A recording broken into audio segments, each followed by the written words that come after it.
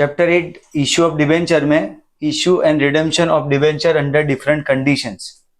Now there are 6 different conditions for issue and redemption of debenture. Issue के लिए 3 condition है, par, premium and discount. And redemption की 2 condition है, redeemable at par and redeemable at premium. ये combination के साथ different 6 options we can generate. तो ये 2 एंट्री, फर्स्ट और second entry is for issue of debenture when amount is received on debenture application, and second entry is when debenture application money which is received is transferred to debenture. ये 2 entry near by time interval में होगी जब application money receive करेंगे and then it will be transfer to debenture account. At the time of repayment of debenture, first of all after passing board resolution amount is due for redemption towards debenture holders. तो उसके लिए ये entry होगी जब amount due होगा and actual amount pay करने पे debenture holders to bank. तो इस तरह से ये जो हॉरिजॉन्टली यहाँ पे एक एक केस प्रेजेंट किया है.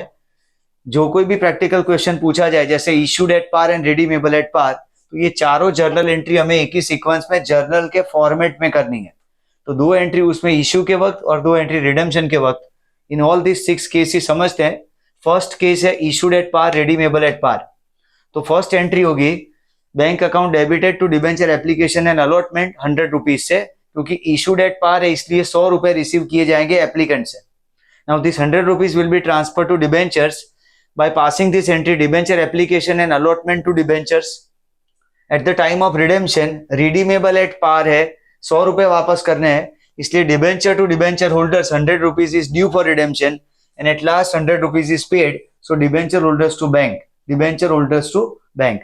तो first entry is bank to debenture application and allot, then debenture application and allot to debentures, फिर ड्यू होने पे debentures to debenture holders and then debenture holders to bank. Condition है issued at par and redeemable at par. Next condition है issued at premium, यानी 110 rupees is received and redeemable at par, यानी 100 रुपए वापस करने, 110 लेने हैं और 100 रुपए वापस करने. तो first entry bank to debenture application and allotment 110, फिर ये 110 रुपीज को ट्रांसफर किया जाएगा. Out of this 110 of debenture application and allot, first of all 100 rupees will be transferred to debenture and 10 rupees to security premium reserve. 100 rupees to debentures and 10 rupees to security premium reserve. Now condition for redemption is redeemable at par. Issued at premium but redeemable at par. तो par यानी 100 rupees repay करने हैं, उसके लिए पहले amount due होगी debenture to debenture holders 100 rupees and then debenture holders to bank 100 rupees. Third condition is issued at discount and redeemable at par. 5 rupees discount is given. 100 rupees debenture is issued for 95 rupees. So issued at 95 and redeemable at 100 rupees means at par. So first entry at the time of receipt of this 95, bank to debenture application and allotment. Then debenture application and allotment, debenture discount to debentures. या 5 रुपए debenture discount में debit होंगे क्योंकि 100 रुपए के debenture के सामने 95 receive हुए, तो 5 रुपए डिबेंचर डिस्काउंट में जाएंगे. नाउ रिडेम्पशन की कंडीशन है at par. So debenture to debenture holders 100 rupees and last entry will be debenture holders to bank, debenture to holders and holders to bank 100 rupees से. तो ये पहले तीनों केस रिडीमेबल एट पार की condition थी, इसलिए रिडेम्पशन की एंट्री ये तीनों केस में ये दोनों एंट्री सेम है, debenture to holders and holders to bank with 100 rupees, क्योंकि रिडेम्पशन की कंडीशन एट पार है. यहां से आगे रिडेम्पशन की कंडीशन एट प्रीमियम है, तो उसके लिए पहली कंडीशन है issued at par and redeemable at premium. तो 100 रुपए इशूड एट पार यानी 100 रुपीज रिसीव करने हैं और 108 रुपीज यानी एक्स्ट्रा 8 रुपीज प्रीमियम यानी रिडेम्पशन प्रीमियम दिया जा रहा है, 8 rupees extra given to debenture holders. तो first entry is bank to debenture application and allotment 100 rupees, 100 रुपए रिसीव किए जाएंगे डिबेंचर होल्डर से. Now at the time of transfer of this 100 rupees to debenture account, debenture application and debenture application and allotment to debentures 100 rupees. Now most important point is this debenture is redeemable at premium. वापस करना है, 8 रुपए extra देने हैं. तो ये एक anticipated loss है, यानी फ्यूचर में होने वाली वो लायबिलिटी है जो हमें प्रेजेंट में पता है. तो एज पर प्रूडेंस और कंजर्वेटिज्म प्रिंसिपल कोई भी एंटिसिपेटेड लॉस हो, लायबिलिटी हो, it is to be recorded in the books of accounts at the time of occurrence, यानी जब हमें पता चले तभी रिकॉर्ड करना है. एक्चुअल पेमेंट तो भले फ्यूचर में होगा, लेकिन अभी से हमें पता है कि 8 रुपए एक्स्ट्रा देने हैं, तो ये 8 रुपए जो देने हैं उसके लिए debenture redemption premium account credit होगा. तो to debenture redemption premium 8 rupees अब सिचुएशन ये है कि 8 रुपए जो हम देने वाले हैं फ्यूचर में एक्स्ट्रा प्रीमियम के तौर पे, जो हमारी लायबिलिटी है, बैलेंस शीट में भी ये लायबिलिटीज के स्ट्रक्चर में यानी करंट लायबिलिटी के फॉर्मेट में आएगा।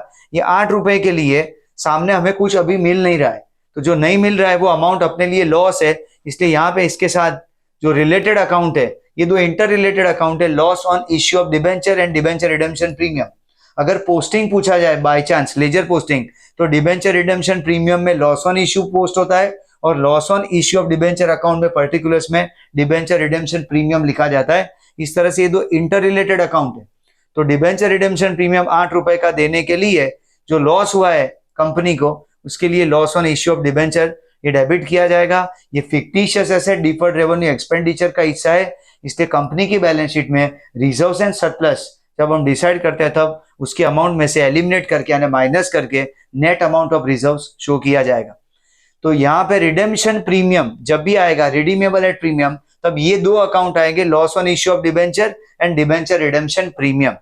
तो यहाँ पे इश्यू की कंडीशन एट पार थी, इसलिए bank to debenture application allot 100 rupees, debenture application allot to debenture 100 rupees. जैसा हमने यहाँ पे पार की कंडीशन में लिखा था वही दो अकाउंट यहाँ पे क्रेडिट होंगे, लेकिन एक्स्ट्रा में ये दो अकाउंट इसलिए आएंगे क्योंकि रिडेमेबल एट प्रीमियम, रिडेम्पशन की कंडीशन प्रीमियम की है, इसलिए loss on issue debit to debenture redemption premium credit 8 rupees.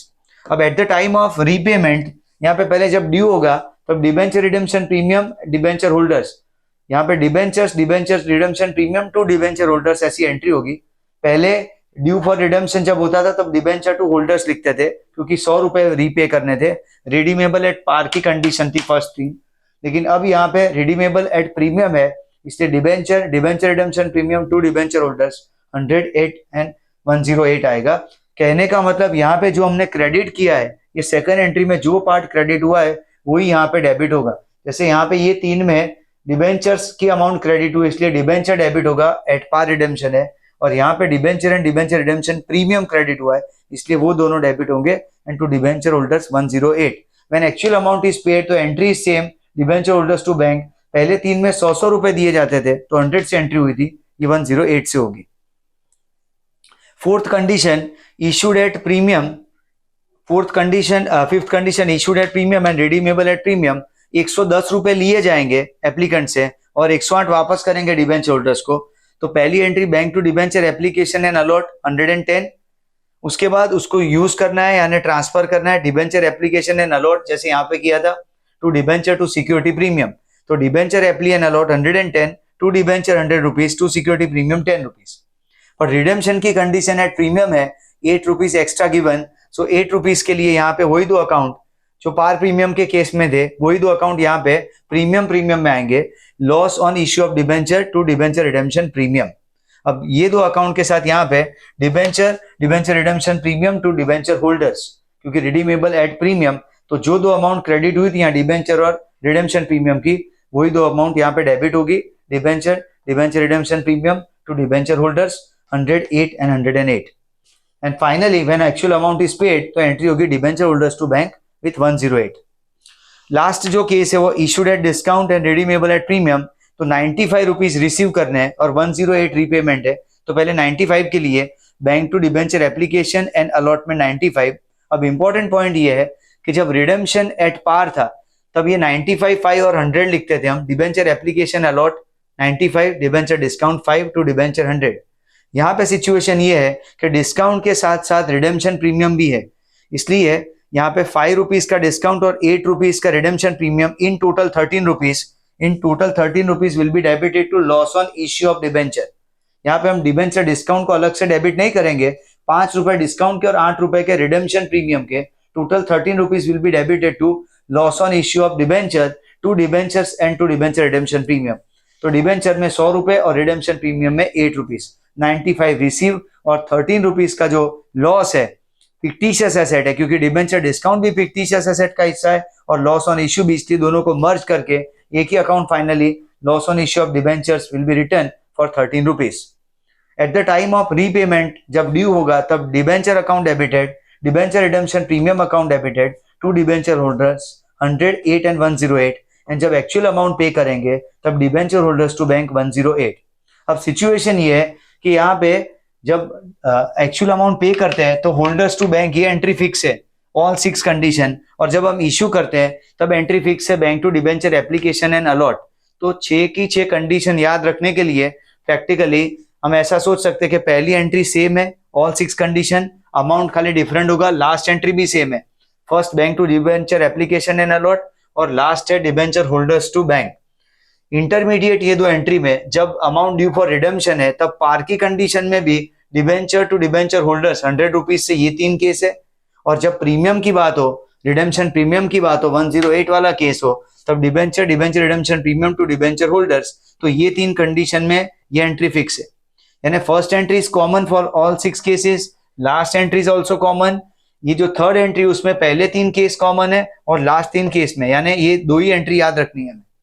सबसे इंपॉर्टेंट एंट्री यहाँ पे ये सेकंड स्टेज की एंट्री है, जब एप्लीकेशन अमाउंट यूटिलाइज करते हैं हम, डिबेंचर में ट्रांसफर करते हैं, ऑल 6 कंडीशन, ये 6 डिफरेंट एंट्री से जो हमें याद करनी है। पहले में पार है इसलिए एप्लीकेशन अलॉट टू डिबेंचर आएगा, दूसरे में प्रीमियम है सिक्योरिटी प्रीमियम, यानी application allot to debenture to SPR आएगा, फिर इसमें डिस्काउंट है इसलिए debenture application allot discount to debentures है। यहाँ पे रिडेम्पशन की कंडीशन में प्रीमियम है इसलिए debenture application allot to debenture के साथ साथ loss on issue and to debenture redemption premium आएगा। ये कंडीशन प्रीमियम की है इसलिए प्रीमियम की entry as it is debenture application allot to debenture to security premium के साथ, अगेन रिडेम्पशन प्रीमियम है इसलिए loss on issue and to debenture redemption premium आएगा। और लास्ट वाले केस में debenture application and allot to debentures, लेकिन जो 5 रुपीज का डिस्काउंट था, ये 5 रुपीज का डिस्काउंट लॉस ऑन इश्यू के साथ मर्ज करके loss on issue of debenture 13 rupees and to debenture redemption premium 8। तो इस तरह से ये सेकंड स्टेज की एंट्री है, वो टेक्निकल है और हर एक केस में डिफरेंट है, उसको याद रखना है। Otherwise first and last entry same and this third entry is same for redemption at par and same for redemption at premium. Thank you.